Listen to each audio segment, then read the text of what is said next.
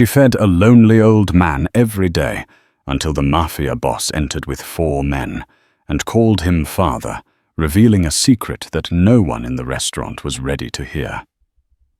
Wait before we start, tell us your city below. Then sit back, enjoy the story, and remember to subscribe for more great stories. The moment Don Vitorio Castellano entered Bellanotte, Chicago's finest Italian restaurant, conversations hushed like a theater before curtain rise. 4 men flanked him, each wearing identical black suits with subtle bulges beneath their jackets. At 33, Vittorio commanded respect that men twice his age struggled to achieve. His tailored Brioni suit and Patek Philippe watch silently announced wealth that exceeded most people's annual salaries. He hadn't planned on coming here tonight. Business at the family's social club had run late. Disputes about territory in the West Side needed resolution, and Vittorio's word was final. But a cryptic text from his consigliere Marco had changed everything. Your father's been spotted. 7 years had passed since Antonio Castellano, former head of the Castellano crime family, had vanished without explanation. Most assumed he was dead, either by rival hands or by his own family's decision.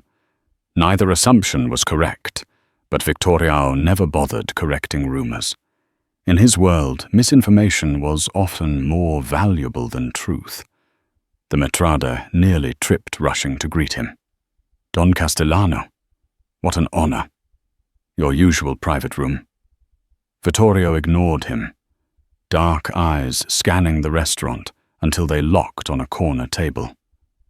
There sat an elderly man, his once imposing frame now diminished by age-white hair neatly combed back.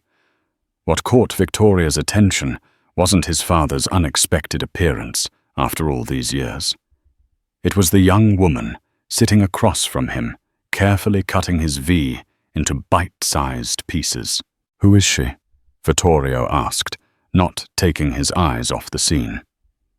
His underboss, Salvatore, followed his gaze. Just a waitress, boss. Name's Emma Pierce. Been working here about 6 months. No criminal connections we know of. Vittorio observed how the woman smiled genuinely at his father, how she patiently waited as the old man struggled to lift his fork. There was no fear in her interaction, no forced politeness, just authentic kindness. In Vittorio's world, such a thing was rarer than diamonds. The old man's been coming in 3 times weekly for 2 months, Salvatore continued. Always asks for her section. She spends her breaks sitting with him, feeding him when his hands shake too badly. Something cold twisted in Vittorio's chest.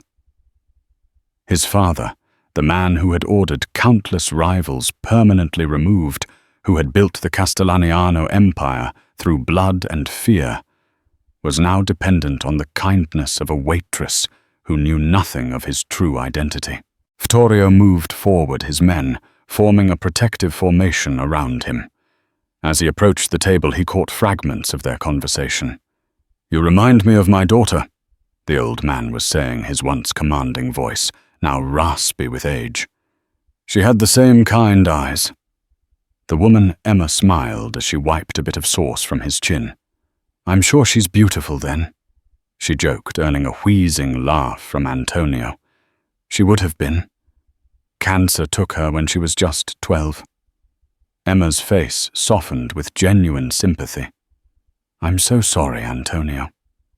Vittorio stopped a few feet from the table, and that's when his father looked up. Despite the years, Antonio Castellano's eyes still held the sharp intelligence that had made him legendary. Those eyes widened in recognition, then narrowed with something Vittorio couldn't identify. The restaurant had gone silent, every patron sensing the dramatic tension unfolding. Emma looked up confused by the sudden change in atmosphere, and her eyes met Vittorio's. She was younger than he initially thought, perhaps 25, with clear eyes that held no recognition of who he was. Her honey-brown hair was pulled back in his simple ponytail, her makeup minimal. "Hello, Father," he said, his deep voice carrying across the silent restaurant. Emma's eyes widened, darting between the elderly man and the imposing figure before her. Antonio's hands trembled more violently now, but he managed to nod. "Vittorio," he acknowledged. "I wondered when you'd find me." Vittorio slid into the booth beside the old man, while his men positioned themselves strategically around the table. Emma started to stand clearly, intending to give them privacy. But Vittorio's hand shot out, catching her wrist not roughly but with enough authority to freeze her in place. "Stay," he commanded, then softened his tone. "Please." Emma slowly sank back into her seat, her eyes never leaving his. Vittorio was accustomed to people averting their gaze in his presence, out of respect, out of fear. Her direct stare was both refreshing and unsettling. "You've been caring for my father," Vittorio stated, studying her reaction. "Antonio is a regular customer who needs assistance," she replied carefully. "I didn't know he was your father." "And if you had," Vittorio challenged, leaning forward slightly. Emma's chin lifted. "I would have done exactly the same." A smile tugged at the corner of Vittorio's mouth. Either this woman had no idea who the Castellanos were, unlikely in Chicago, or she possessed courage that bordered on recklessness. "Emma brings me cannoli." Antonio interjected, his voice stronger now. "The kind with the pistachios like your mother used to make." Victoria's expression didn't change, but something inside him shifted. His father remembered his mother's cannoli. A detail so mundane, so human, it seemed out of place coming from a man who had ordered enemies buried beneath the foundations of Chicago skyscrapers. "I see," Vittorio replied, turning back to Emma. "And what else have you and my father discussed during your meals together?" "The weather," Emma answered without hesitation. "His arthritis, my nursing studies, how the Bears are guaranteed to disappoint this season." Her gaze was steady. "Just conversations, Mr. Castellano. Nothing more." "Dawn," Salvatore corrected from behind Vittorio's shoulder. "You address him as Don Castellano." Emma's brow furrowed. "I apologize if I've offended," she said, though her tone suggested she wasn't particularly concerned. "I didn't realize formalities were required when discussing football teams." To everyone's surprise, Vittorio laughed. A genuine sound that startled even his own men. "You're studying nursing?" Vittorio asked, waving away Salvatore's attempt to interject again. "Final year," Emma confirmed. "I work here nights to pay for it." Antonio's hand reached across the table, covering Emma's. "She'll be an excellent nurse, has the right temperament, compassionate but not soft." Vittorio observed the casual contact between them, the easy familiarity. 7 years his father had been gone, and here he was forming a bond with a random waitress, while his own son had been left to navigate the treacherous waters of Chicago's underworld alone. "My father appears to have grown quite fond of you."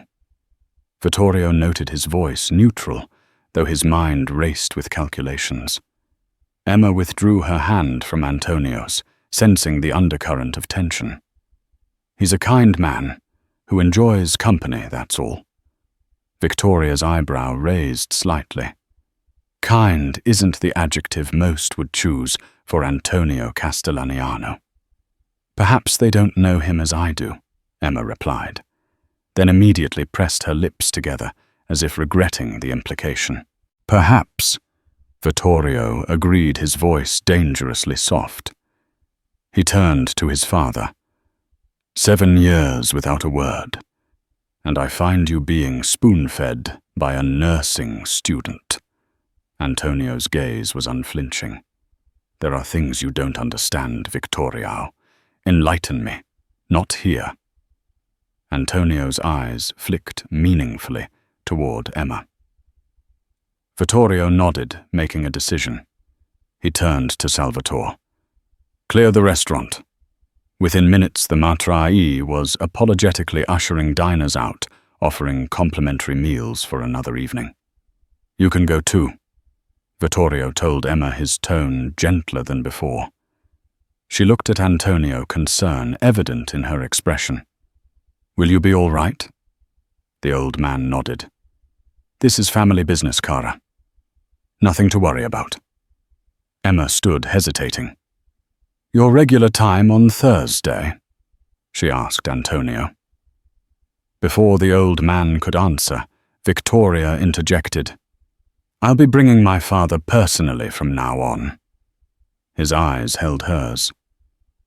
"But perhaps you could still join us. He seems to enjoy your company." Emma studied him clearly, trying to read beyond his words. "I work Thursdays anyway," she finally said with a small shrug. As she turned to leave, Vittorio's voice stopped her. "Emma." She looked back, waiting. "How much do you know about my family?" he asked directly. She hesitated, and Vittorio could see the internal debate playing across her expressive face. "I know enough to understand why the restaurant emptied so quickly," she finally answered. "I know your family name carries significant weight in Chicago." She paused. "And I know Antonio never mentioned having a son until today." The last statement struck like a physical blow, though Victorio's expression remained impassive. "Now you've met me," he replied smoothly. "I look forward to our next conversation." Emma nodded once before walking away, her back straight, her steps unhurried, despite the palpable tension surrounding her. When she disappeared through the kitchen doors, Vittorio turned to his father, all pretense of civility vanishing. 7 years. He repeated, his voice a low growl. "The Donati family nearly destroyed everything you built. The Romanos tried to take our territory piece by piece. And where were you?" Antonio's rheumy eyes held a shadow of his former power. "There are things happening that go beyond family business, my son. Forces moving against us that required my strategic absence." "Strategic absence?" Vittorio echoed with bitter amusement. "Is that what we're calling abandonment now?" Antonio's gnarled hand shot out with surprising speed, gripping Victorio's wrist with unexpected strength. "Watch your tone. I may be old, but I'm still your father." For a tense moment, father and son stared at each other. Decades of complicated history stretching between them. "Why her?" he asked, nodding toward the kitchen where Emma had disappeared. "Of all the people in Chicago, why reveal yourself to a waitress?" A ghost of a smile touched Antonio's lips. "She reminded me of your mother. Not in appearance, but in spirit, unafraid, genuine." He released Victorio's wrist. "And I needed someone without connections to our world, someone whose kindness wasn't calculated." Outside the restaurant windows, lightning flashed across the Chicago skyline, illuminating the gathering storm clouds. "The Donati family has been asking questions about you," Vittorio said quietly. "Rumors are circulating that you're still alive. Your reappearance won't go unnoticed, not for long." "I'm counting on it," Antonio replied, his voice suddenly stronger, more reminiscent of the man who had once controlled Chicago's underworld with an iron fist. "It's time to end this charade." "What charade, father? What have you been planning these 7 years?" Antonio's eyes drifted toward the kitchen doors where Emma had disappeared. She's in danger now, you know, just by association. Victoriao followed his father's gaze, something protective stirring within him. I'll have men watch her apartment. Not your usual men, Antonio cautioned. Someone discreet. The Donatis have eyes everywhere. And if they discover my connection to her... Victoriao nodded grimly. I understand. He signaled to Salvatore. Arrange for my father's transportation to the estate. Maximum security. As his underboss stepped away, Vittorio looked back at his father, studying the old man's face, the deep lines, the cloudy eyes, the trembling hands that had once signed orders that changed the landscape of Chicago's criminal world. The girl, Antonio said suddenly. Promise me you'll protect her, Victoriao. She's innocent in all this. Vittorio sought of Emma's direct gaze, her unflinching manner in the face of his power. No one is truly innocent, father. But yes, I'll ensure her safety. A dark smile touched his lips.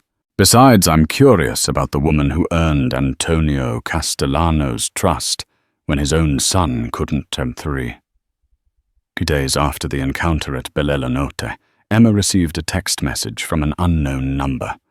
Car will collect you at 7:00 p.m. Thursday, VC. Emma stared at the message, a chill running down her spine. How had he gotten her number? Of course, Vittorio Castellano would have ways of obtaining such information. The question was why he was texting her directly rather than having one of his men do it. She should refuse. She should block the number and request different shifts at the restaurant. She should pretend that night never happened. Instead, she found herself typing. I can drive myself. I know the way to my workplace. The response came seconds later. This isn't a request. Emma's fingers hovered over her phone. The nursing student in her recognized the warning signs of a controlling personality. The woman who had spent weeks caring for Antonio saw something different. A son, protective of his recently reunited father. I finished class at 600. Need to change before dinner. 7:30 works better, she replied, surprising herself with her boldness. 3 dots appeared, disappeared, then reappeared before the next message arrived. 7:30. Be ready. Emma set down her phone, unsure whether she'd just established a healthy boundary or made a terrible mistake. Probably both. By Thursday evening, she was applying a final touch of lip gloss when her doorbell rang. Through the peephole, she saw a man in a black suit standing in the hallway, his posture rigid and alert. Miss Pierce, he said when she opened the door.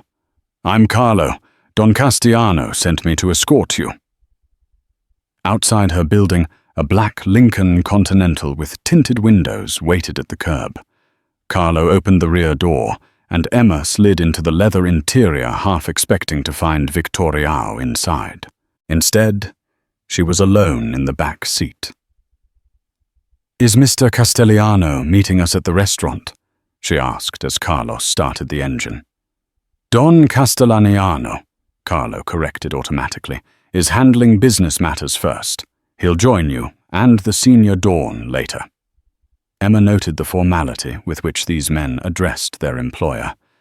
It wasn't just respect, it was reverence tinged with fear. The drive to Bella took less than 20 minutes. Carlo led her through a private entrance into an exclusive dining room she knew was reserved for the restaurant's most important clients. Antonio Castellano was already seated at the table, looking more alert than she had seen him before. His white hair was freshly cut, his suit clearly expensive despite its dated style.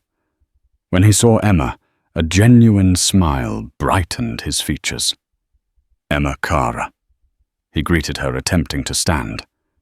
Please don't get up, she said, moving quickly to his side and leaning down to kiss his cheek, a gesture that had become habit over their weeks of meals together. "You look beautiful," Antonio said, patting the chair beside him. "Sit, sit." Emma complied, noticing 2 bodyguards positioned discreetly by the door. "You're looking well, Antonio. Better than Monday." The old man nodded. "Having my son back in my life has been invigorating." "Why didn't you tell me about him?" Emma asked directly. Antonio's expression grew solemn. "There are complications in my family that are better left undiscussed, for your safety as much as anything." "My safety?" Emma repeated skeptically. "Because your son is a businessman with many interests," came a deep voice from the doorway. Emma turned to see Vittorio entering the room, his commanding presence immediately altering the atmosphere. He wore another impeccable suit, this one charcoal grey, with a black shirt open at the collar, revealing a thin gold chain. His dark hair was perfectly styled, his jaw clean-shaven, except for a precisely maintained shadow. "Miss Pierce," he acknowledged, with a slight nod, taking the seat opposite her. "I trust Carlo made the journey comfortable." "Your car is very nice," she replied neutrally, though I still maintain I could have driven myself. A ghost of a smile touched Victoria's lips. "And deprive Carlo of the pleasure of your company. That would be cruel." A waiter appeared with a bottle of wine pouring for each of them after Vittorio's approval. "You've been caring for my father for some time," Vittorio began once the waiter had left. "Tell me how that arrangement came to be." Emma glanced at Antonio, who nodded encouragingly. "It wasn't an arrangement, really.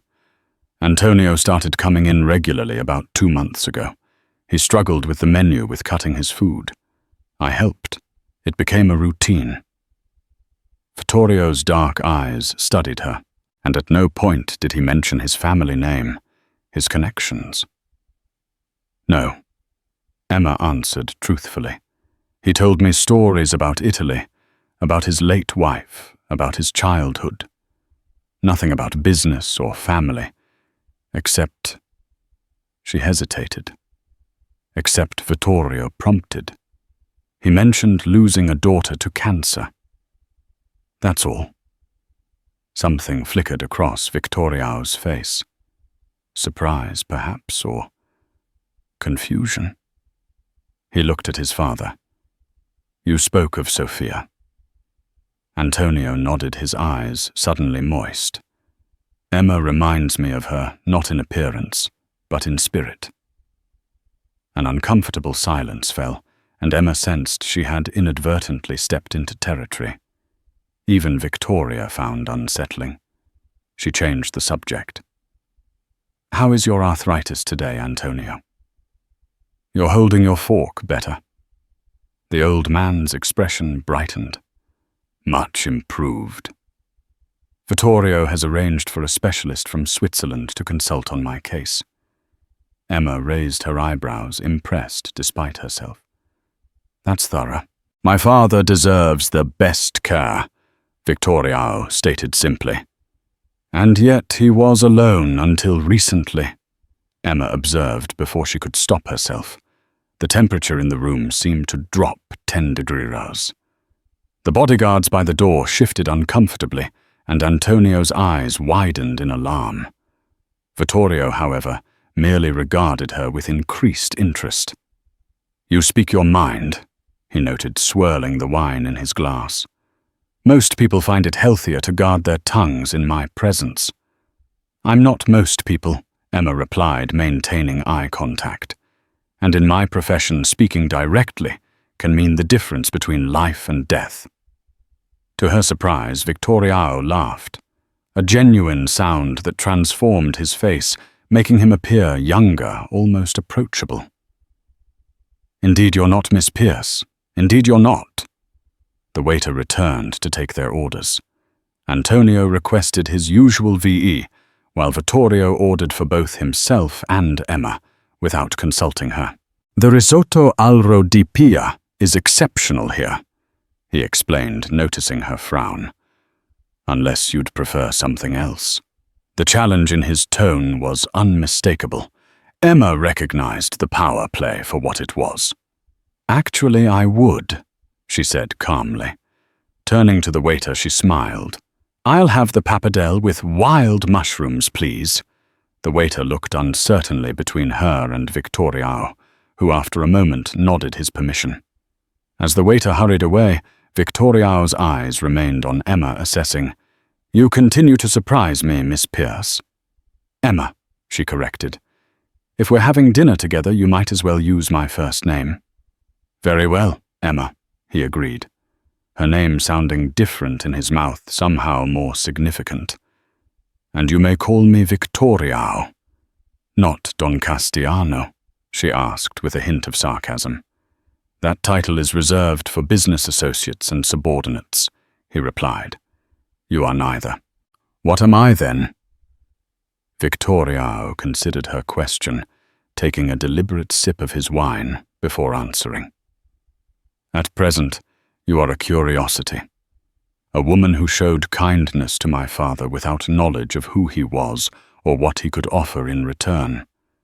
Such behavior is uncommon in my experience. Perhaps you're associating with the wrong people, Emma suggested. Antonio chuckled, reaching over to pat her hand affectionately. I told you, Vitorio. She has fire. Halfway through the meal, one of Vittorio's men approached, leaning down to whisper something in his ear. Vittorio's face hardened instantly, all traces of warmth vanishing. Excuse me, he said, standing. A matter requires my attention. Please continue your meal. He strode from the room, his men following in his wake. As soon as they were alone, Emma turned to Antonio. What am I doing here, Antonio? She asked quietly. Really? The old man set down his fork with a shaking hand. My son is protective. He wanted to assess your character himself. Why, I'm just a waitress who helped you cut your food. Antonio's rheumy eyes held unexpected clarity.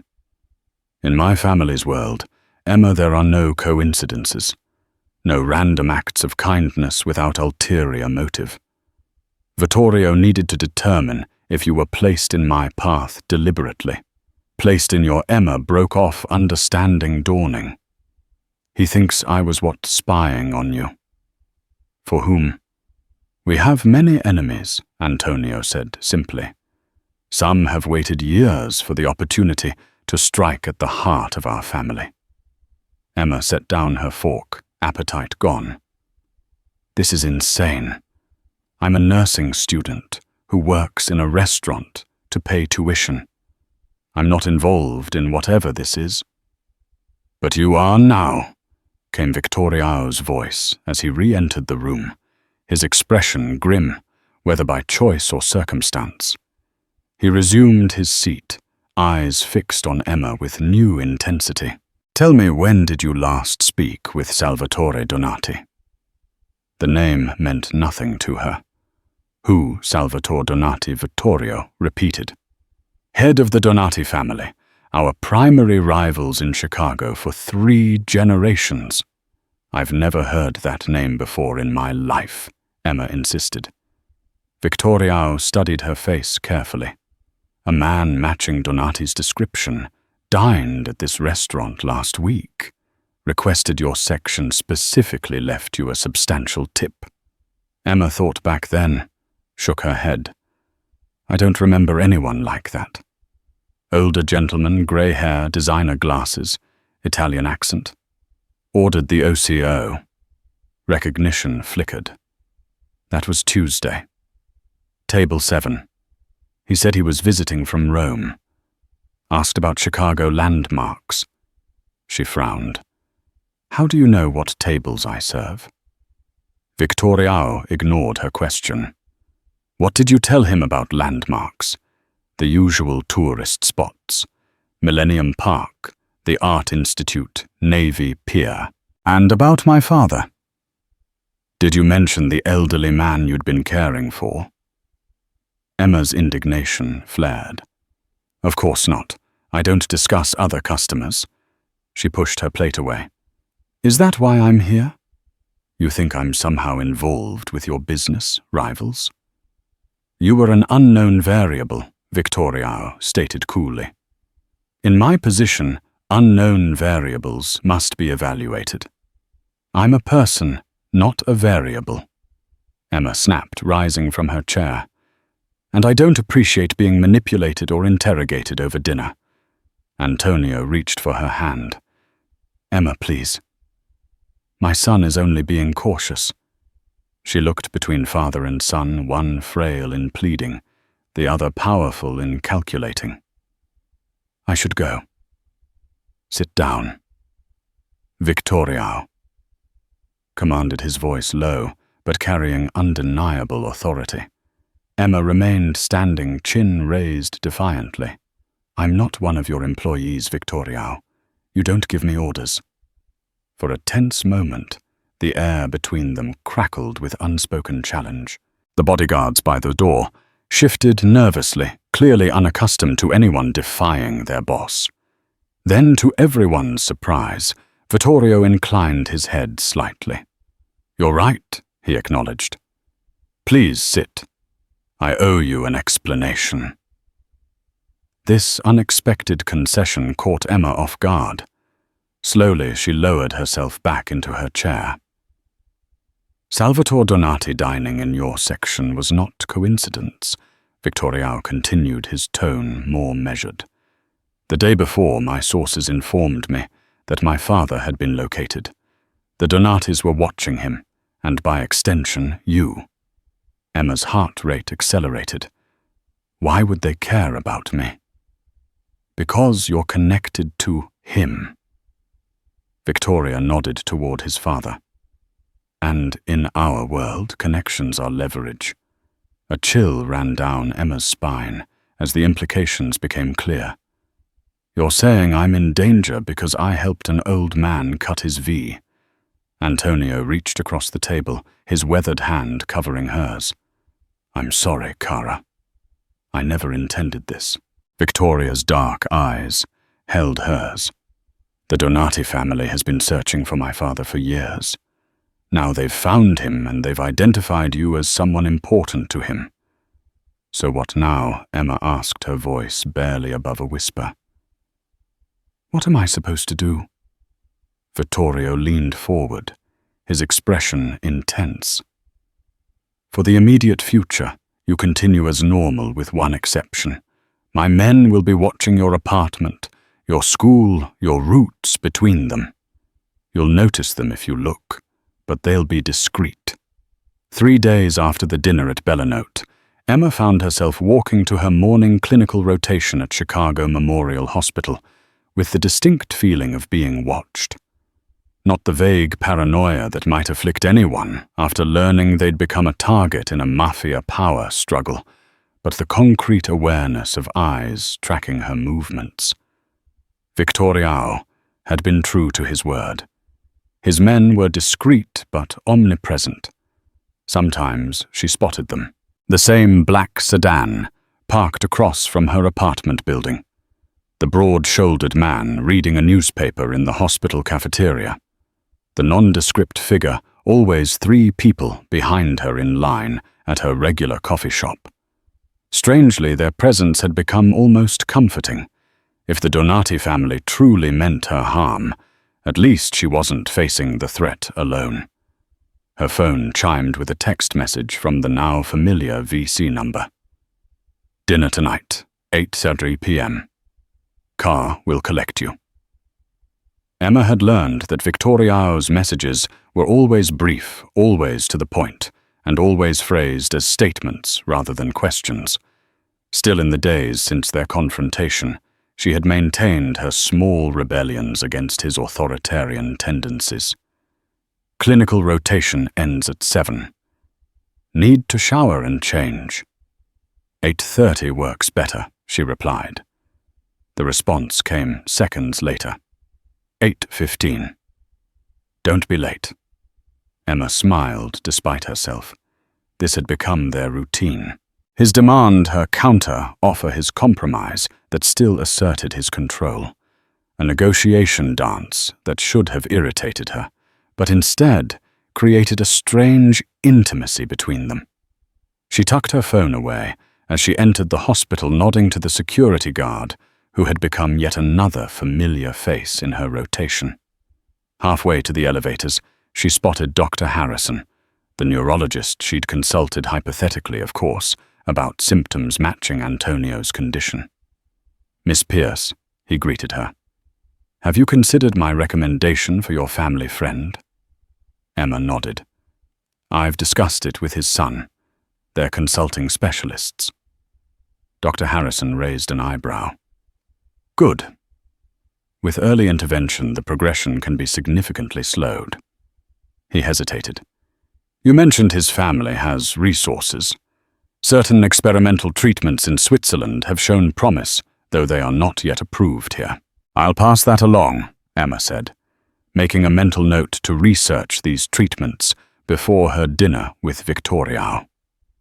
The day passed in a blur of patient assessments, medication administrations, and charting. By 7:45, freshly showered and dressed in a simple blue wrap dress, Emma was waiting in her apartment when her phone chimed again. Car outside, she grabbed her purse and a light jacket, locking her apartment door behind her. The same black Lincoln waited at the curb, but this time, when the rear door opened, Vitorio himself sat inside. "This is a surprise," Emma said, sliding into the leather seat beside him. "I expected Carlo." Vitorio wore another impeccable suit, this one navy blue with a subtle pattern, his cologne a complex blend of spice and wood that filled the confined space between them. "I had business nearby," he explained. "It seemed efficient to collect you myself." Emma doubted that efficiency was his only motivation, but she didn't press the point. "How's Antonio today? Asking for you." Vitorio replied, his dark eyes studying her with that same intensity she was beginning to recognize as his default state. His tremors were worse this morning. "Did you speak with Dr. Harrison about the Swiss treatments?" Victoria's eyebrow raised slightly. "You've been making inquiries." "That's our agreement," Emma reminded him. "I help with Antonio's care." A ghost of a smile touched his lips. "Indeed it is." "Yes, I've spoken with Harrison and 3 other specialists. The treatment protocol begins next week." Emma nodded, satisfied, but uncertain what else to say. Being alone with Vitorio in the close confines of the car created a tension she hadn't anticipated. To her relief, he broke the silence. "Tell me about yourself, Emma Pierce." She glanced at him, surprised by the personal inquiry. "What do you want to know?" "Everything," he answered simply. "But we'll start with the basics." "Family background. How you came to be studying nursing in Chicago." Emma hesitated. Over the past few days, she had learned much about the Castellano family, not from Vitorio or Antonio directly, but from careful research online. The Castellanos had controlled much of the city's illicit activities for decades, their influence extending into legitimate businesses, politics, and law enforcement. Vitorio had taken control 7 years ago, when his father disappeared, consolidating power ruthlessly, according to newspaper archives. "My parents died when I was 19. She began deciding that selective truth was better than lies he could easily disprove. Car accident in Michigan, where I grew up. I was already in my first year at University of Chicago. I worked multiple jobs to pay tuition, switched to nursing when I realized it offered better employment prospects." Vitorio listened attentively, his expression revealing nothing. "Siblings, none. There's an aunt in Seattle I speak with on holidays, but we're not close. So you're alone, he observed. The blunt assessment stung, though it was accurate. I have friends, classmates, co-workers, but no one who would burn the world down if you disappeared, Vitorio clarified. No one whose absence would hollow you out from the inside. The specific imagery caught Emma off guard. That's a vivid way to describe loss. Vitorio's gaze turned to the window, his profile sharp against the passing city lights. My mother died when I was 12. My sister Sophia followed a year later. Cancer, as my father told you. Emma remained silent, sensing this rare personal disclosure shouldn't be interrupted. I watched it happen. He continued, his voice lower now. Watched my father, the most powerful man in Chicago, brought to his knees by an enemy he couldn't threaten or bribe or eliminate. His jaw tightened, and then 7 years ago he physically disappeared as well. I'm sorry, Emma said quietly. For all of it. Vitorio turned back to her, his expression once again unreadable. Your sympathy is unnecessary. I'm merely establishing context. Emma recognized the retreat behind his walls and changed the subject. Where are we going tonight, Bianote again? No, Vitorio replied. My father wished to dine at home. He finds restaurant outings increasingly taxing. The car turned onto Lakeshore Drive, heading north toward the wealthy suburbs where Emma had always known intellectually that the Castellanos must live, though she had never imagined visiting their home. Home meaning the family estate. Vitorio confirmed it's more secure and the medical facilities there are better equipped for his needs. The car turned off the main road following a private drive bordered by ancient oak trees. Security cameras were visible at regular intervals, and Emma glimpsed men patrolling the perimeter with the unmistakable vigilance of trained guards. When the house came into view, she couldn't suppress a small gasp. House was inadequate. Mansion barely covered it.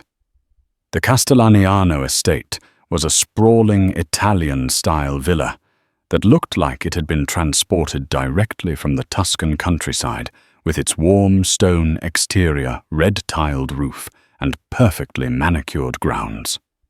It's been in the family for 3 generations, Vitorio explained as the car pulled up to the main entrance.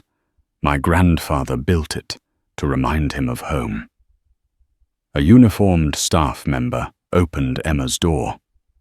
Vitorio emerged from the opposite side, buttoning his suit jacket with a practiced motion.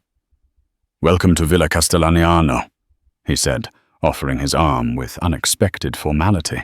Emma hesitated, before placing her hand lightly on his forearm, acutely aware of the solid muscle beneath the expensive fabric. Together they ascended the wide stone steps to massive wooden doors that opened automatically at their approach. The interior was even more impressive than the exterior. Soaring ceilings, marble floors, priceless artwork, and antique furniture that Emma was certain belonged in museums rather than private homes. Yet despite its grandeur, there was a warmth to the space that surprised her.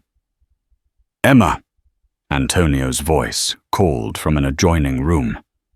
Is that my favorite nurse arriving at last? They found him seated in what appeared to be a library, surrounded by leather-bound books and illuminated by a crackling fire despite the mild evening. He looked frailer than Emma remembered his complexion paler, but his eyes brightened at the sight of her.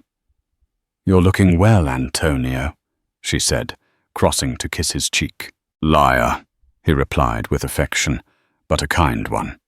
Sit. Tell me about your studies. For the next hour, conversation flowed easily between the 3 of them. Antonio was clearly delighted to have Emma in his home, proudly pointing out family heirlooms and telling stories of his childhood in Italy.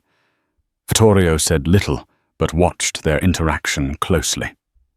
When dinner was announced, a staff member helped Antonio to his feet, and Emma noticed how heavily he leaned on his walking cane. "May I?" she asked, offering her arm for additional support. Antonio smiled gratefully, transferring some of his weight to her as they made their slow way to the dining room.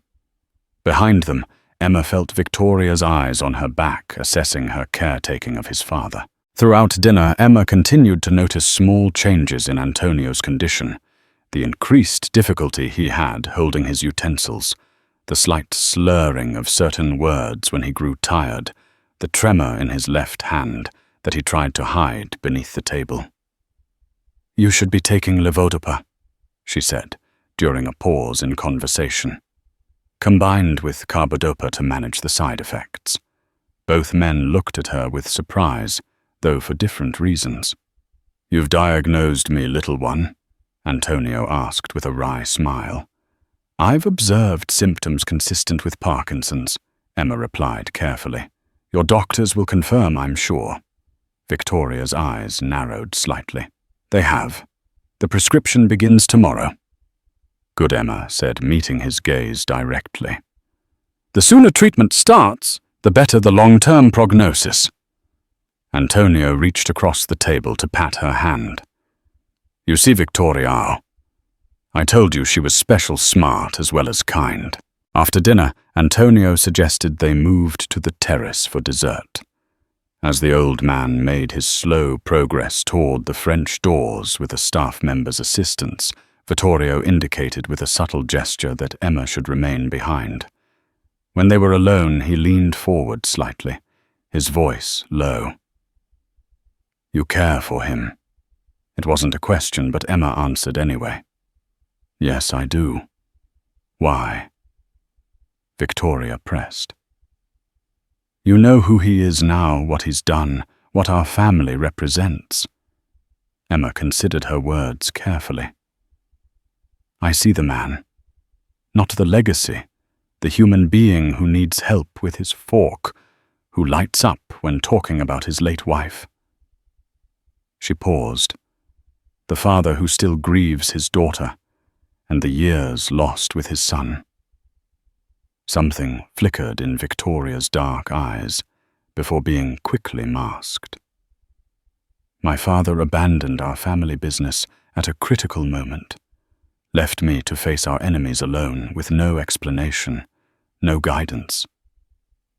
And yet Emma observed quietly, "You've moved heaven and earth to protect him since his return." Victoria's jaw tightened. "He is still my father." "Family above all," Emma said, remembering a phrase Antonio had repeated often during their meals together. "Precisely." Vittorio studied her face, his expression softening almost imperceptibly. "You understand more than you should, Emma Pierce."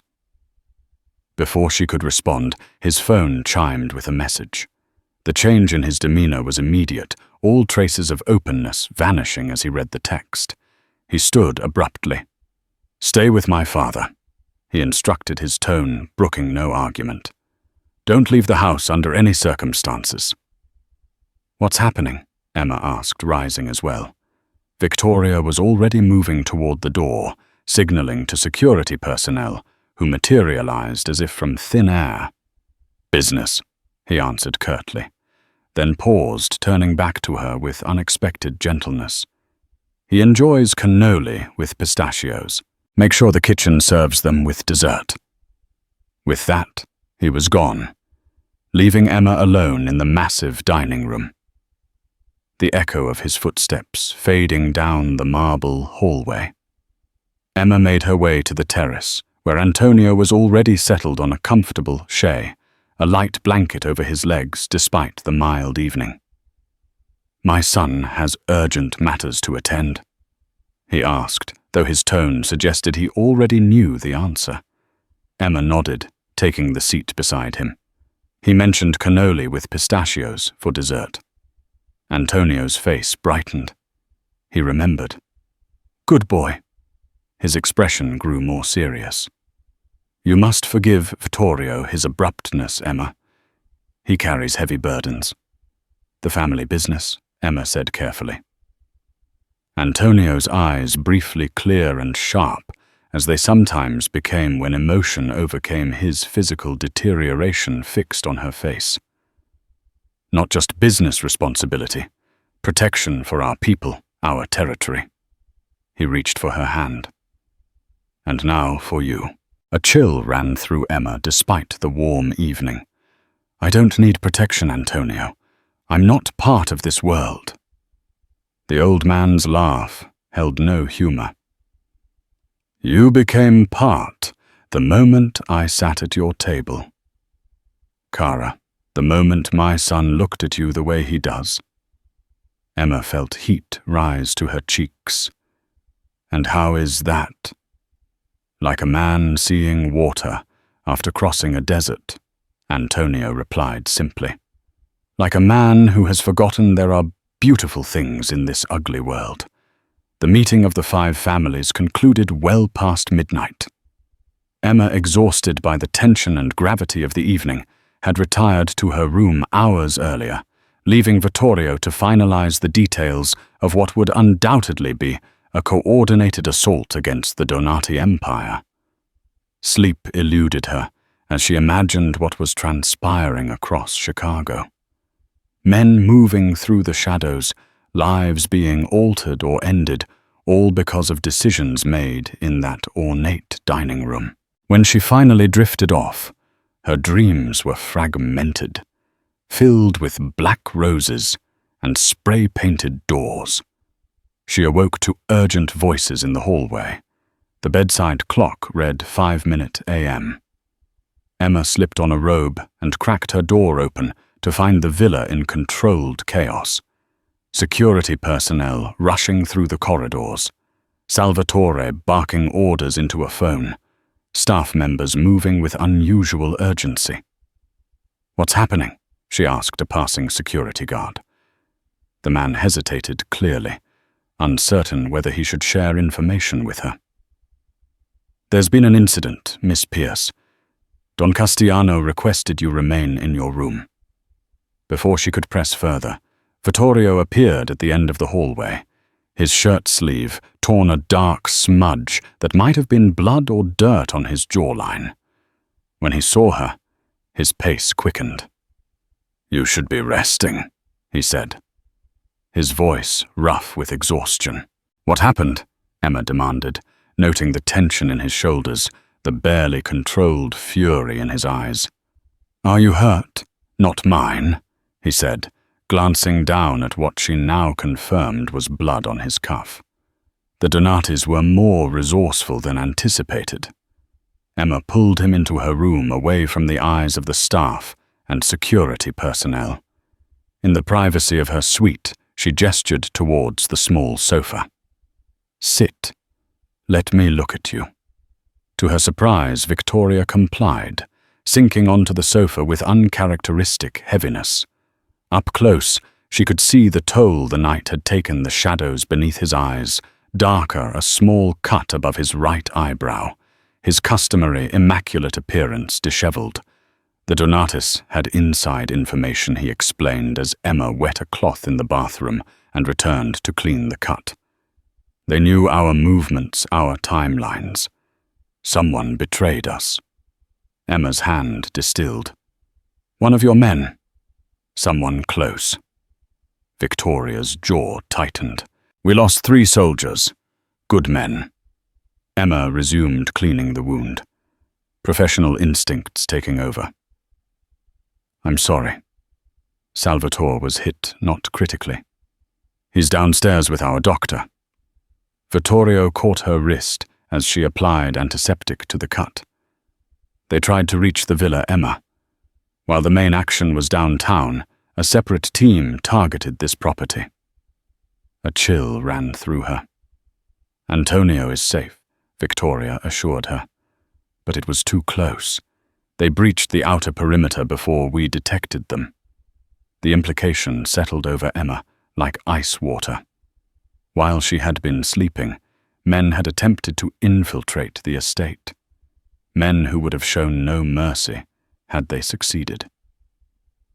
"Who?" she asked quietly. "Who betrayed you?" Vitoriao's dark eyes met hers, cold with a fury she had never seen in them before. "My father's consigliere Marco.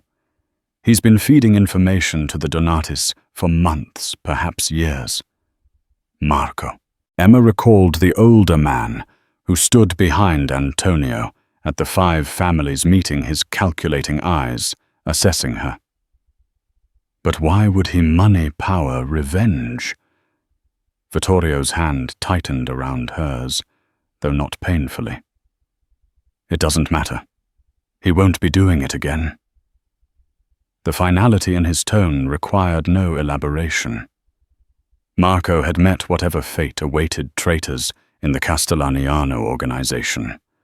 The Donatis wounded, but not destroyed, Vitoriao admitted.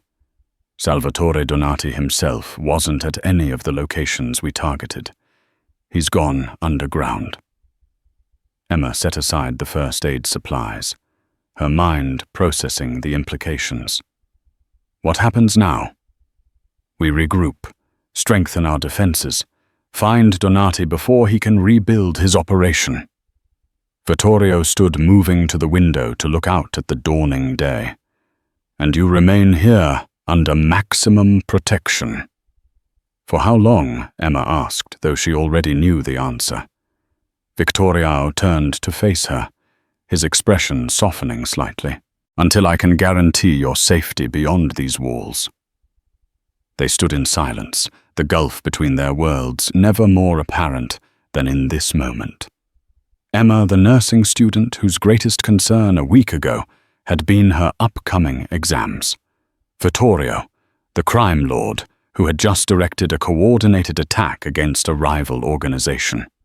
Yet something bridged that gulf, something inexplicable but undeniable, a connection that had formed rapidly but ran surprisingly deep. "You should rest," Emma said. Professional concern overriding personal confusion. "When was the last time you slept?" A ghost of a smile touched Vitoriao's lips. "Are you mothering me, Emma Pierce?" "I'm assessing you as a healthcare professional," she corrected, though a faint blush colored her cheeks. "And you're exhibiting clear signs of exhaustion." Vitoriao stepped closer, close enough that she could smell the faint traces of his cologne beneath the less pleasant odors of the night's activities. "I have responsibilities that can't wait. My father needs to be briefed. Security protocols must be revised. Families of our fallen men must be notified and provided for." Emma recognized the weight of leadership in his eyes, the burden of responsibility for the lives under his protection. "At least let me check that cut again in a few hours. It might need stitches." Vittorio nodded his hand, rising to touch her cheek with unexpected gentleness. "You continue to surprise me, Emma. Most women would be hysterical after learning assassins nearly breached their bedroom door. Yet here you are, worried about a scratch on my forehead." "I'm not most women," she replied unconsciously, leaning into his touch. "No," he agreed softly. "You're not." For a moment, the air between them charged with possibility. Emma was acutely aware of his proximity, of the warmth of his hand against her skin, of the intensity in his dark eyes as they held hers. Then his phone buzzed, breaking the spell. Vittorio checked the message, his expression immediately shifting back to the controlled crime boss. "I need to go. Stay in your room until I send someone for you. The villa is secure now, but I want all non-essential personnel keeping a low profile." After he left, Emma sank onto the edge of her bed, emotions churning within her, fear at how close danger had come. Relief that both Vittorio and Antonio were safe, And something more complicated, a growing attachment to a man whose world operated by rules so different from her own that they should be irreconcilable. Hours later, a soft knock roused Emma from a fitful sleep. Antonio stood in the doorway, leaning heavily on his cane, but insisting on visiting her himself. "I needed to see that you were unharmed," he explained as she helped him to a chair. "Last night was unfortunate." "Vito told me about Marco," Emma said, studying the old man's face for his reaction. Pain flashed across Antonio's features. 27 years. He stood by my side through everything. The wars with the Genova's family, her wife's death, my daughter's illness. He shook his head slowly. "I never suspected. Why would he betray you after all this time?" Antonio's rheumy eyes met hers. "Because of you, Cara." Emma stared at him, uncomprehending. "Me? I never even met him before the meeting." "Not you personally," Antonio clarified. "What you represent changed the possibility of Vitoriao choosing a different path." He sighed heavily. "Marco was the architect of our family's more traditional operations. He saw my son's interest in you as a threat to that legacy." Emma tried to process this information. "But I'm just a catalyst," Antonio gently. "Whether you recognize it or not, you've changed my son. Made him question certain aspects of our world. Marco saw that as weakness. The Donatis exploited it." Before Emma could respond, Salvatore appeared in the doorway, his left arm in a sling, his expression grim. "Signor Dawn, they found Donati. He's requesting a meeting."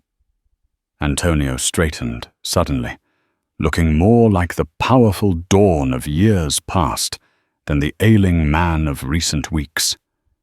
Where neutral ground, the old cathedral downtown. 1 hour.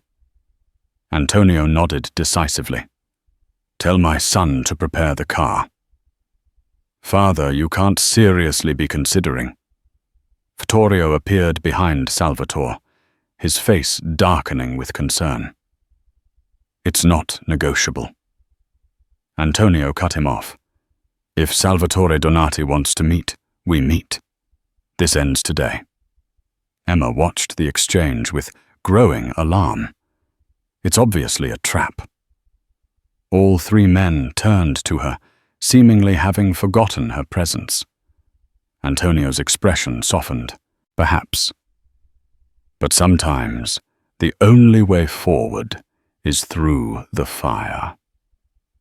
40 minutes later, Emma stood in the villa's grand foyer, watching as Vitoriao checked his weapon before concealing it beneath his impeccable suit jacket.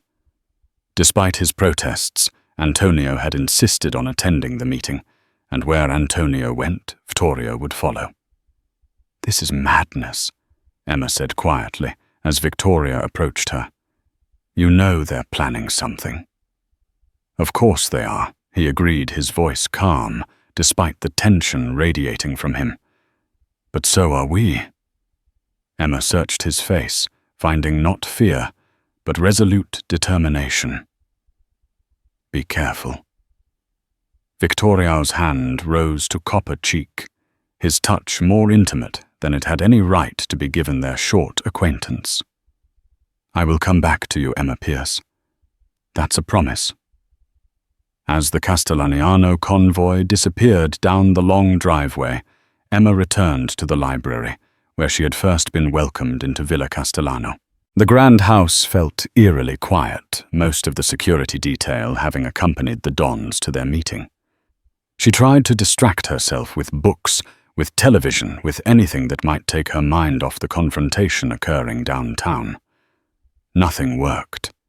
Her thoughts remained fixed on Vittorio, on his promise to return, on the undeniable connection growing between them, despite every rational argument against it. The distant sound of helicopter rotors drew her to the window. A black chopper circled the estate, once then descended towards the helipad at the far end of the property. Emma watched confusion turning to alarm as men in tactical gear poured from the aircraft. They weren't Castellano men. The Donati meeting had been exactly what she'd feared, a diversion, and she was now alone in a nearly empty villa as armed intruders breached the grounds. The morning light streamed through Villa Castellano's ornate windows as Emma awoke in unfamiliar surroundings. For a moment, disorientation gripped her. The silk sheets and palatial dimensions of the guest room were stark reminders that she was far from her modest apartment.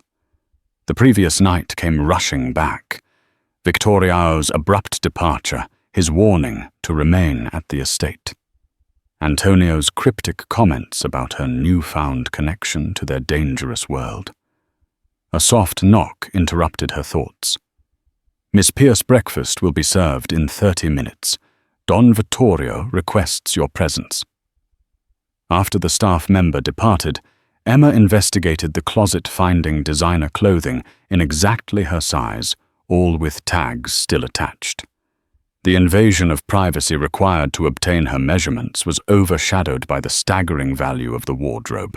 She selected the simplest outfit, dark jeans and a cream cashmere sweater, and headed downstairs, navigating the mansion's labyrinthine corridors until she found the East Terrace. Vitoriao sat alone at a glass table laden with breakfast foods, reading something on a tablet that he set aside the moment she appeared. He wore a charcoal suit with a black open-collar shirt, looking immaculate. Only the faint shadows beneath his eyes hinted at a sleepless night. "Good morning," he said, rising briefly as she approached. "I trust you slept well." "As well as could be expected," Emma replied, taking the seat across from him. "Where's Antonio?" "Still resting. His medication causes drowsiness." Victoria poured her coffee from a silver pot. "He'll join us later." Emma accepted the coffee, but made no move toward the food. "Are you going to tell me what happened last night?" Victoria's expression remained impassive, but something in his eyes hardened. The Donati family made their first significant move. 3 of their associates attempted to breach our territory, and Emma prompted when he didn't continue. "They won't be making a second attempt," he replied, his voice devoid of emotion. Emma set down her cup. "Did you... You don't want the details," Vittorio interrupted. "Trust me on this." A tense silence fell between them. Emma studied him, trying to reconcile the cultured, articulate man sharing breakfast with her and the implications of what had transpired. "Why am I still here?" she finally asked. "You said you'd have men watching me. Not that I'd become a permanent house guest." Victoria leaned back, regarding her thoughtfully. "The situation has escalated beyond what discreet surveillance can address. The Donati family knows about you now, not just as someone who served my father, but as someone under Castellaniano protection, and that makes me what a target, a leverage point," he corrected. "They believe harming you would wound my father and me." Emma's breath caught at the implication. "Would it?" Vittorio's gaze was unflinching. "Yes." The simple admission hung in the air between them, far more significant than its single syllable might suggest. "I need to call the hospital," she said, changing the subject. "My clinical rotation already handled," Vittorio interrupted. "Medical leave of absence, family emergency. Your professors were very understanding." Emma stared at him. "You spoke to my professors without my permission. My people did with appropriate documentation." At her outraged expression, he added, "Your education won't suffer, Emma. When this is resolved, you'll return with accommodations to complete your requirements. When what is resolved? This blood feud with the Donati family." Emma shook her head in disbelief. And how long will that take? Weeks, months, years? Victoria's jaw tightened. Not years. Not even months if I have my way. The status quo has been disrupted. My father's return forced their hand. The situation will resolve itself one way or another, very soon. And until then, I'm what a prisoner here. A protected guest. Victorio corrected his tone, softening slightly. With full access to the estate, the grounds, whatever you require. Except my freedom, Emma replied sharply. Vittorio set down his cup with deliberate precision. Would you prefer freedom with the constant risk of being taken by the Donati family? They wouldn't be gentle, Emma. They would use you to extract information to leverage my father to hurt our organization. The clinical way he laid out her potential fate sent a chill through Emma. And what makes you think I have any information worth extracting? It doesn't matter what you know. Vittorio explained, his voice grim. What matters is what they believe you know. What matters is that hurting you would hurt Antonio. He paused, his dark eyes holding hers and me. Before Emma could respond, the terrace doors opened and Antonio appeared, supported by his nurse. His complexion was ashen, his steps faltering, but his eyes lit up when he saw Emma. There she is, he said, his voice stronger than his appearance suggested. Still here, despite my son's terrible hospitality, I'm sure. Emma rose to help him to his seat, noticing how Vittorio watched the interaction with intense focus. Your son has been a perfect gentleman, she assured Antonio, though her tone carried a hint of irony that wasn't lost on Vittorio. Liar. Antonio chuckled, settling into his chair with a grimace, but kind as always. He looked between them. Have you two been discussing my treatment? Emma seized the opportunity to steer the conversation toward safer territory. The labopera should help with the tremors, but there are side effects to watch for. Nausea, dizziness, sometimes visual hallucinations. I've already experienced hallucinations, Antonio quipped. I thought I saw my son smiling yesterday. Clearly impossible. Vittorio's expression remained serious, though a glint of amusement touched his eyes. Perhaps Emma brings out the best in me, father. The only thing that would bring out the best in you is the Donati family leaving Chicago permanently. Antonio replied, his light tone belying the weight of his words. Vittorio's phone vibrated. He glanced at the screen, his expression darkening. Excuse me, he said, rising. Some matters require immediate attention. After he strode from the terrace, Antonio leaned forward, lowering his voice. My son carries the weight of our entire family on his shoulders. Has since he was 26 when I disappeared. Why did you leave? Emma asked. The question she'd been wondering since learning of their complicated history. Antonio's weathered hand trembled as he reached for his coffee cup. To protect him, though he wouldn't believe that some enemies can't be fought. Head on. Emma, sometimes the only way to defeat them is to give them what they think they want, which was me removed from power. The Castellano Empire, vulnerable under new leadership. A sad smile touched his lips. They underestimated my son.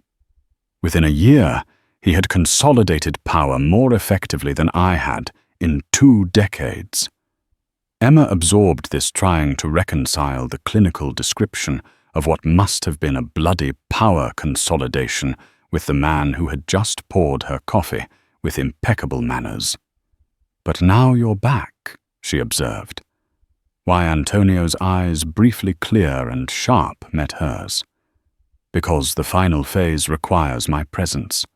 The Donatis believe my return signals weakness in our family, division between father and son. He shook his head. Another miscalculation on their part. The final phase of what Emma pressed. Eliminating a cancer that has plagued Chicago for generations. Antonio replied, then quickly added as Victoria returned. But enough dark talk. Tell me about your nursing program. Later that afternoon, Emma's phone buzzed with a message from an unknown number.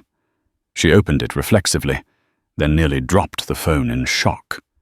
The image showed her apartment building, a red X spray painted across her door. The message below it read, "The Castellanos can't protect you forever, nurse."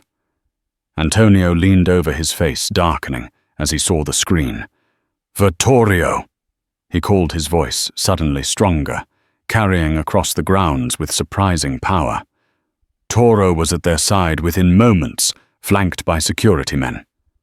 Without a word, Emma handed him her phone. His expression didn't change as he studied the image, but the temperature around him seemed to drop 10 degrees.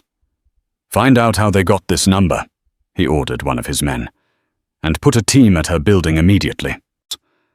"It's too late for that," Emma said quietly. "They've already been there. They know where I live." Vittorio's eyes met hers, and for the first time she saw raw fear in them. Not for himself, but for her. "You understand now," he said, not a question, but a statement. "Why you can't leave, Emma?" Nodded slowly, the reality of her situation finally sinking in. "Yes." Antonio squeezed her hand, his eyes filled with regret. "I'm sorry, Cara. I never meant to bring this darkness into your life." "It's not your fault," Emma assured him, though all three knew it wasn't entirely true. Victoria handed her phone to one of his men. New device, new number, completely secure. He turned to his father. "We need to accelerate the timeline. They're moving faster than we anticipated." Antonio nodded gravely. "Then it's time to call the meeting." "What meeting?" Emma asked, looking between them. Victoria's expression was grim, but determined. "The 5 families. It's time to end this once and for all." That evening, Emma stood by her bedroom window, watching a procession of luxury cars pull up the driveway. Men in expensive suits emerged, each flanked by security, each greeted with formal respect by Victoria's underboss, Salvatore. A knock sounded at her door. A young woman stood holding a garment bag. "Don Castellano requests your presence at dinner." Inside the bag, Emma found an elegant black dress. Conservative yet flattering, clearly expensive but not ostentatious. The message was clear. Victorio wanted her present at this gathering. Wanted her to make a specific impression. 20 minutes later, Emma descended the grand staircase to find Victoria waiting at the bottom, resplendent in a black suit with subtle pinstripes. His eyes widened slightly as he took in her appearance. "You look beautiful," he said, his voice low enough that only she could hear. "You look like you're going to war," she replied. A ghost of a smile touched his lips. "Perception shapes reality. Tonight I need to project absolute strength." "And what am I projecting?" Emma asked as he offered his arm. Vittorio's dark eyes met hers. "That the Castellano family protects its own." The implication sent a shiver through her as she placed her hand on his arm. "I'm not one of your family, aren't you?" he murmured, leading her toward the dining room. "You've broken bread with us, slept under our roof, been targeted by our enemies." His voice dropped even lower. "You've begun to care for a Castellaniano man, perhaps 2 of them." They entered the dining room where 5 men sat around an enormous table, each with advisors standing behind their chairs. Antonio occupied the head of the table, looking surprisingly strong and commanding despite his illness, a performance Emma realized for the benefit of the other families. All eyes turned to them as they entered. Emma felt the weight of their assessment, curiosity, suspicion, in some cases, barely disguised disdain. "Gentlemen," Vitorio said, his voice carrying effortless authority.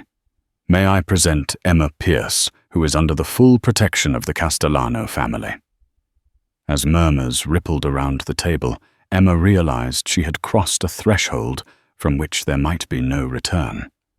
In this moment before the 5 ruling families of Chicago's underworld, Vitorio had declared her importance to him, and his father had effectively painted a larger target on her back, while simultaneously wrapping her in the formidable armor of Castellaniano protection. Antonio's eyes met hers across the room, a mixture of approval and concern in his gaze. "Come sit." Vitorio guided her to a chair between his and his father's, the position of highest honor and protection. The oldest of the visiting dons, a white-haired man with a face like weathered leather, leaned forward. "So this is the woman the Donatis are so interested in, the one they threatened directly." The very same Antonio confirmed, his voice stronger than Emma had heard in weeks. A healer who showed kindness to an old man without knowledge of who he was. The Donatis would use such compassion against us. The tension in the room was palpable as silence stretched after Antonio's words. Emma felt the weight of evaluative gazes from every powerful man around the table. Vitorio remained impassive beside her, but she could feel the tension in his arm. "The Donatis have crossed a line," declared Vitorio, his voice calm, but laden with authority. "Threatening an innocent civilian, a healthcare professional who simply showed kindness to an elderly man. This violates our code." A heavy-set man at the opposite end of the table let out a dry laugh. "Code? Since when do the Castellanos care about codes, when it comes to expanding territory?" "Since always," Giannetti replied, Antonio leaning forward. His eyes, though in an aged face, blazed with the same intensity Emma imagined he possessed decades ago. "The difference is that we understand the code evolves. The Donatis do not." A third man, younger than the other dons but with visible scars across his face, rapped his knuckles on the table. "I'm more interested in why Antonio Castellaniano has returned from the dead, precisely when the Donatis began making moves on the western docks." Emma observed how Vitorio and Antonio exchanged a brief glance, a silent communication that seemed to confirm something between them. "Gentlemen," Vitorio began gesturing for one of his men to bring forward a portfolio. "Let me show you why I've called this meeting." The contents of the portfolio were distributed. Documents, photographs, transcripts of conversations. Emma glimpsed images of docks, warehouses, and faces she didn't recognize. But from the way the dons reacted, raised eyebrows, hardened stares, muttered Italian profanities, the impact was undeniable. "The Donatis aren't merely competing for territory," explained Vitorio. "They've established a partnership with the Sinaloa cartel to utilize our docks and distribution routes for something we all agreed to keep out of Chicago 3 generations ago." Heroin muttered the oldest, Dawn. His face pale. Worse, corrected Antonio, his voice more frail now, but still carrying authority. "Fentanyl potent enough that a single shipment could devastate entire neighborhoods. Potent enough to kill children accidentally." Emma understood now. Despite all the criminal activities the family surely engaged in, there were lines they wouldn't cross. Self-imposed boundaries that defined their twisted version of honor. My disappearance continued. Antonio was calculated. "We knew the Donatis were infiltrating our organization. Instead of initiating an open war that would destroy all our families, I withdrew, allowing Vitorio to consolidate power while I worked in the shadows, tracing the Donatis' connection to its source. The scarred man crossed his arms. And how does the nurse fit into all this? Emma felt Victoria stiffened beside her. Coincidence, answered Antonio before Victoria could speak. But a blessed one. Miss Pierce had no idea who I was when she began helping me at the restaurant. Her genuine compassion. He paused, searching for the right words. Reminded me why we do what we do, why we protect our communities, our families. The Donatis threatened her, because they realized she held importance to me, added Vittorio. When they discovered who my father was visiting regularly, they incorrectly assumed she was our informant. At that moment, the dining room doors burst open. Salvatore rushed in, face tense. Don Castellano, we have a situation. Donati cars have been spotted approaching from the east and west gates. The dawns rose immediately, bodyguards moving to defensive positions. It's a direct violation, growled Gianetti, attacking during a meeting of the 5 families. Vittorio remained surprisingly calm. He turned to Emma, taking her hands in his. Do you trust me? She hesitated only for a second before nodding. Yes, good. He smiled slightly, turning to the other dons. Gentlemen, it appears Carlo Donati has decided to spare us the trouble of summoning him. Salvatore, execute the Vuvius protocol. Emma watched the instant transformation of the mansion. Panels slid open, revealing weaponry. Men moved with military efficiency to strategic positions, and Antonio was quickly escorted by 2 men. Emma comes with me, instructed Vittorio, guiding her from the dining room through a corridor she hadn't noticed before. This was always the endgame, father, he said to Antonio, who walked with difficulty ahead of them. Antonio's cunning old smile returned. Not exactly as we planned, but perhaps better. Now we have witnesses from all 5 families. They reached a reinforced security room with monitors showing every angle of the property. Emma watched horrified and fascinated as black cars breached the gates, armed men emerging. Don't worry, Victorio said softly. No one will die today who doesn't deserve to die. A figure emerged from the central car. A middle-aged man with immaculately groomed silver hair wearing a navy blue suit. Carlo Donati murmured, Antonio studying the monitor always, so arrogant and always so predictable, added Vittorio.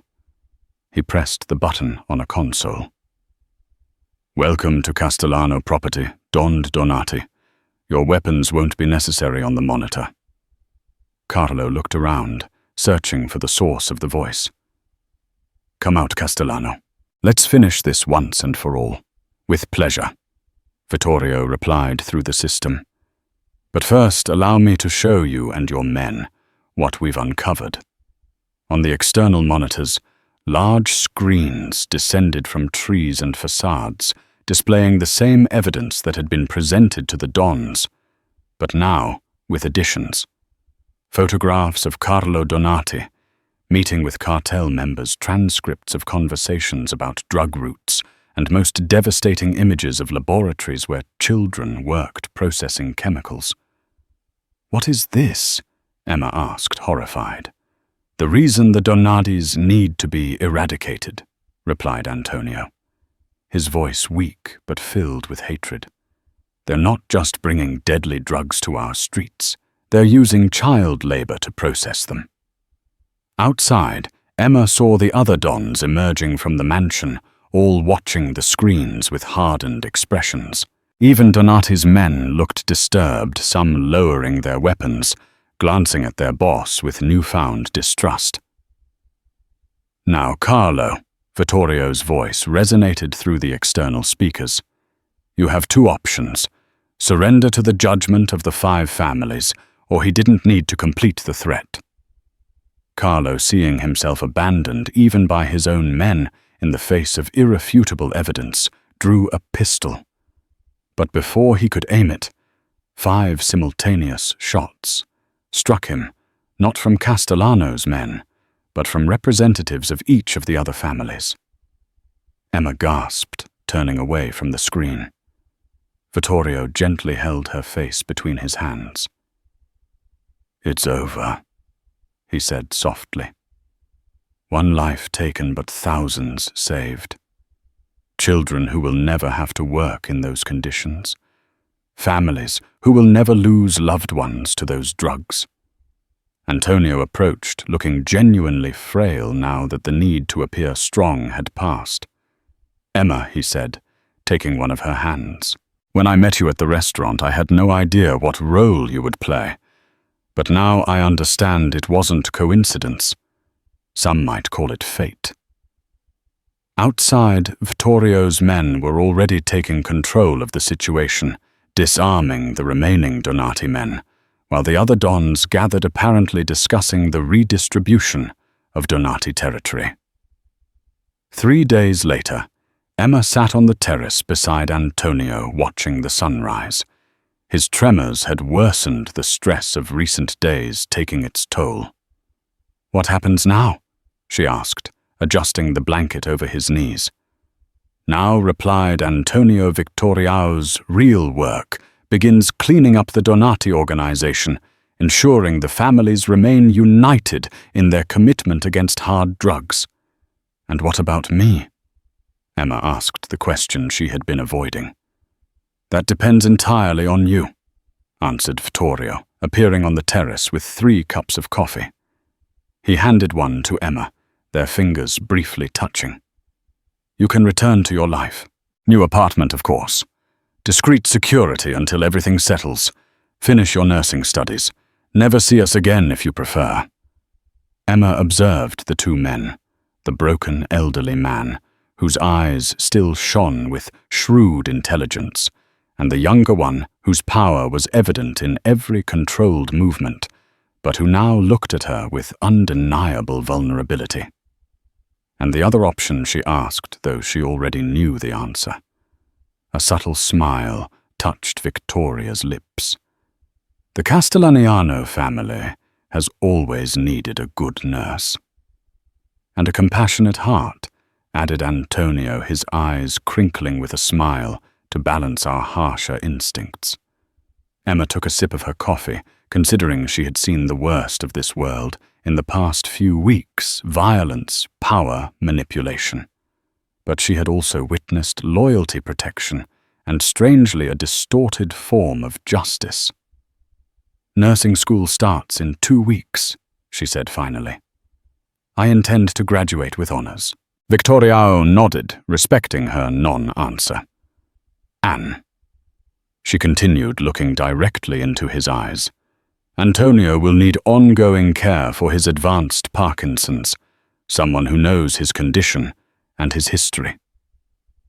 The relief on Antonio's face was evident, but it was Vittorio's expression that caught her attention, a combination of surprise, gratitude, and something deeper that she wasn't yet ready to name.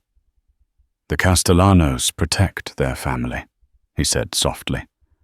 Emma nodded, watching the sunrise illuminate the grounds of the estate. "And family takes care of its own."